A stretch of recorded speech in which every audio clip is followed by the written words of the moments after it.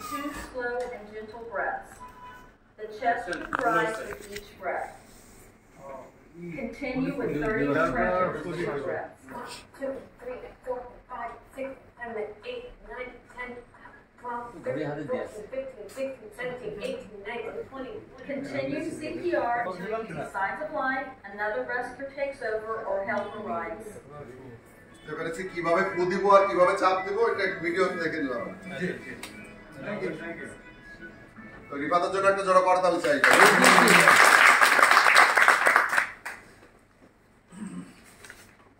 আমরা এখন আরেকটা সেশন নিয়ে, খুবই গুরুত্বপূর্ণ একটা সেশন এবং খুব শর্ট। শক, এই শব্দটার সঙ্গে পরিচিত আছি কি আমরা? শক শুনেছি এরকম?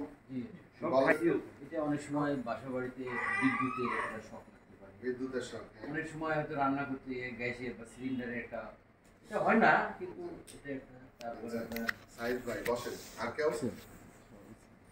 আর কেউ এই শক শুনেছেন? এই শব্দটা শক অনেক সময় ইয়ে হতে পারে, নিউজ শুনে একটা শক ধাক্কা খেতে পারে। আর আবার বলে পেশেন্ট শকিং এ চলে গেছে, সেটা কি সুগার ফল করছে? হ্যাঁ সুগার ফল করার কারণে হতে পারে। আর হঠাৎ কোনো বিপদে মৃত্যু সংবাদ শুনে শকে চলে যেতে পারে।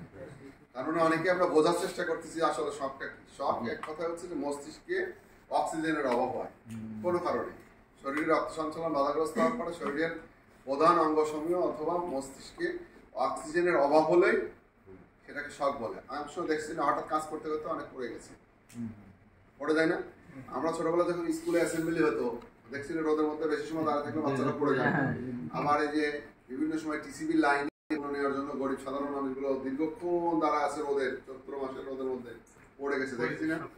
আবার যে ভাই বললো যে নোমান ভাই যে হঠাৎ একটা মৃত্যু সংবাদ পেয়েছে, নিতে পারে নাই, পড়ে গেছে। এই যে বিষয়গুলো, এগুলো হচ্ছে শক। তার মানে এক কথা হচ্ছে মস্তিষ্কে অক্সিজেনের অভাব হয়। কিছুক্ষণ আগে দেখেছি যে হার্টের ফাংশন কি? হার্ট কি করে? রক্ত সঞ্চালন পাম্প করে। পাম্প করে কি করে? শরীরের সবচেয়ে প্রধান অঙ্গ কোনটা বলুন তো? মস্তিষ্ক। আর ভাই বলছে হার্ট। কে কোন দিকে?